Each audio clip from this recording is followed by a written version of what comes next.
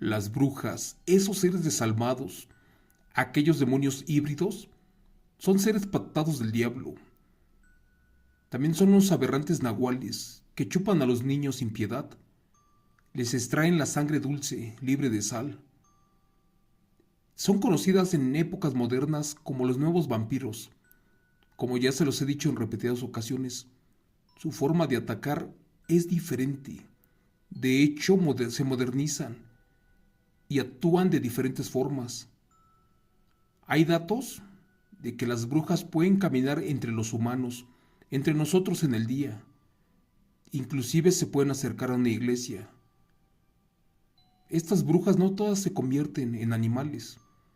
Algunas son brujas hechiceras, son chamanes y son nahuales. Por eso yo siempre les llamo brujas nahuales, porque tienen la facilidad y la facultad de convertirse en diferentes animales para lograr su objetivo. Soy Chemo San Juan y esto es Relatos de Terror, lo que la gente cuenta en vivo. Sean ustedes bienvenidos.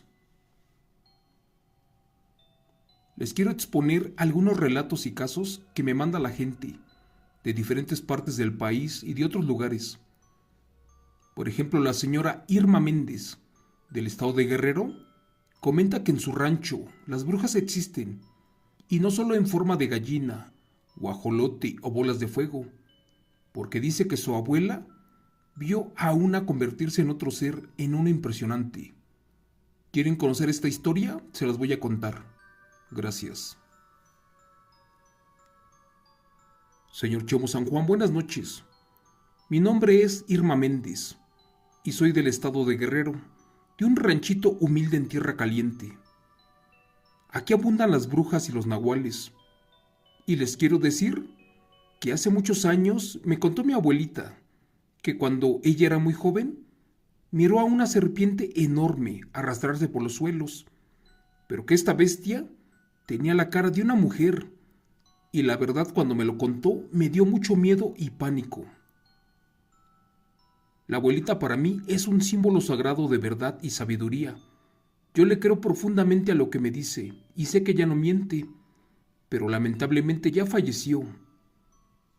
Ella me contó que cuando era joven, vivió cerca de donde habían muchas haciendas enormes, en las cuales en ocasiones se resguardaban los revolucionarios. Ella vivía en una pequeña casita, en el rancho con el abuelo y la abuela, a un lado de sus campos de siembra, esto para cuidarlos por las noches, porque siempre pasaban extrañas cosas. Cerca de donde vivían pasaba un río, y a un costado del río vivía una amiga de su mamá, una joven muchacha de escasos 17 o 18 años, recién casada en esa época. La verdad, en esos años, la economía andaba muy mal y casi no tenían para comer, y a veces se dormían con la panza vacía. La joven de la que hablaban era su vecina y estaba embarazada. Ella era muy amable y muy activa.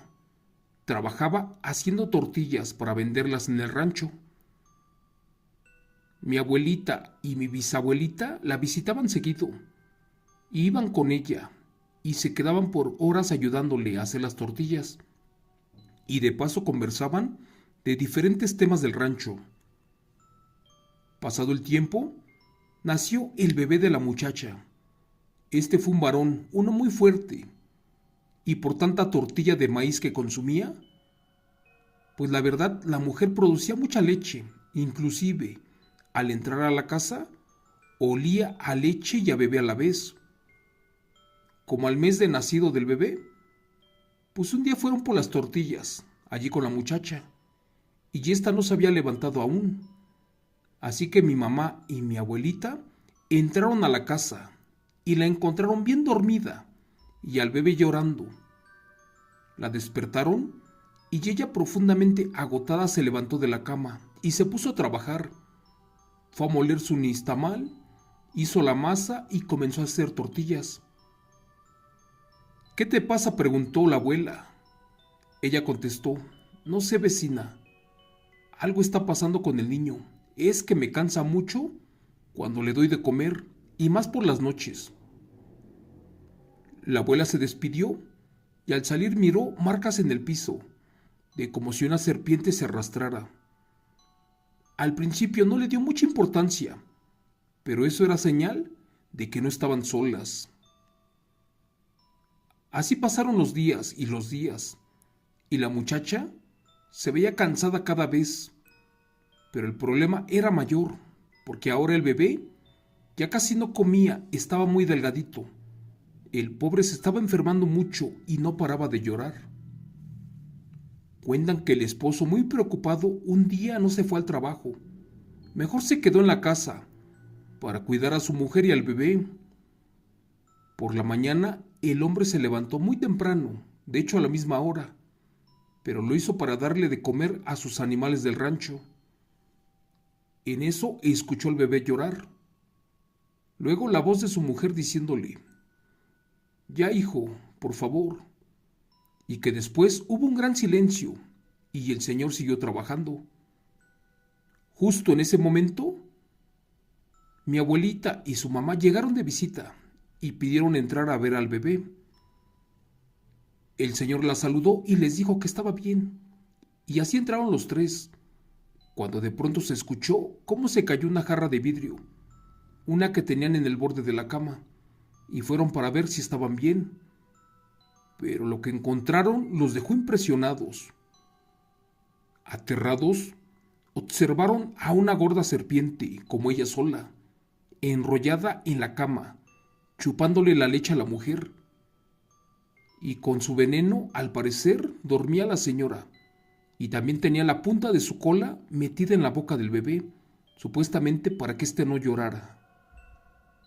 El señor, armándose de valor, tomó su machete para defender a su esposa, y en eso la serpiente se volteó y lo miró con una cara de asustada.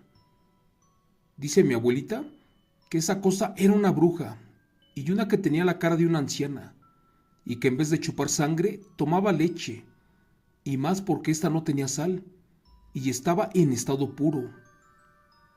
El marido no le dio tiempo de nada, y allí le dio 3 machetazos a la víbora, y ésta ya no se pudo mover de lo gorda que estaba, y que por eso le costó la vida, ya que el esposo desde el primer machetazo le había cortado la cabeza. Estaban temblando y armándose de valor.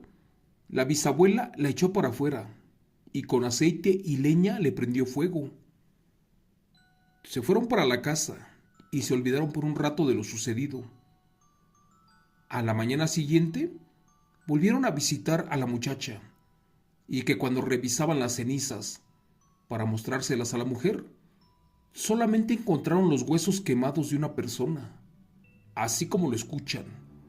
No eran de serpiente, ahora eran humanos. La bisabuela, como tenía experiencia, les dijo que ya todo había terminado, que la tal víbora en realidad era una bruja nahual, una cambiapieles, una cambiaformas. Mi abuelita siempre creyó todo lo que le decían, y más porque en el río, allí donde vivían, habían extrañas cosas y criaturas.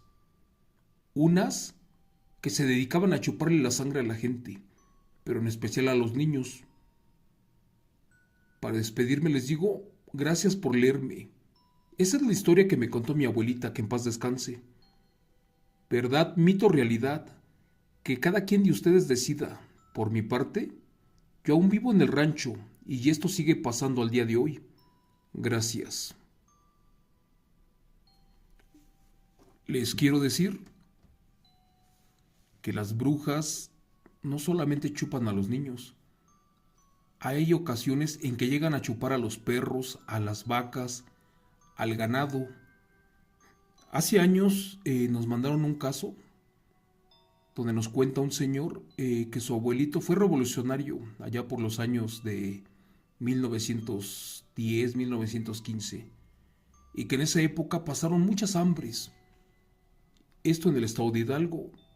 Y que había una señora que era esposa de un cacique, de un pueblito de esos rústicos, y que esa señora era una bruja, que en la noche dormía a su esposo, le daba supuestamente moronga, ese famoso platillo hecho de sangre. Pero pues en esto le echaba algo para dormir al señor. Y ella salía en las noches y se iba al cerro, al monte, y regresaba con sangre. A veces dicen que regresaba con un niño. Las pocas personas que ya la habían visto trataron de denunciarlo con su esposo, pero pues como este era el cacique del pueblo no les creía. Hasta que esto se salió de control. Una vez apedrearon a la mujer con agua bendita. Ya sabían cómo bloquear a las brujas y dicen que un revolucionario en esa época fue a la iglesia y trajo agua bendita y en ella metió 7 piedras, que cuando aquella bruja se iba a convertir en cierta ave para chupar a un niño, le dio un rocazo y le pegó en una pierna. La bruja cayó al piso y ya no pudo volar y mejor se regresó a su casa. Quedó herida de gravedad porque el agua bendita la quemó. Dicen que al siguiente día, cuando la señora supuestamente tenía que hacer qué hacer, ya no se paró. El esposo, pues extrañado, fue a verla, que cuando le levantó la sábana, su pierna era como de un guajolote o un ave. Estaba llena de plumas. Dicen que en esa época la quemaron a la señora. Se llamaba Marcelina. Por ahí tengo un relato parecido. Y la verdad, al hacer comparaciones, quiero entender que las brujas siguen y seguirán apareciendo en épocas modernas, no solamente en los pueblos o ranchos, también en la Ciudad de México, lugares ya urbanizados y modernizados. Gracias, yo soy Chamo San Juan y esto es Relatos de Terror que la gente cuenta en vivo.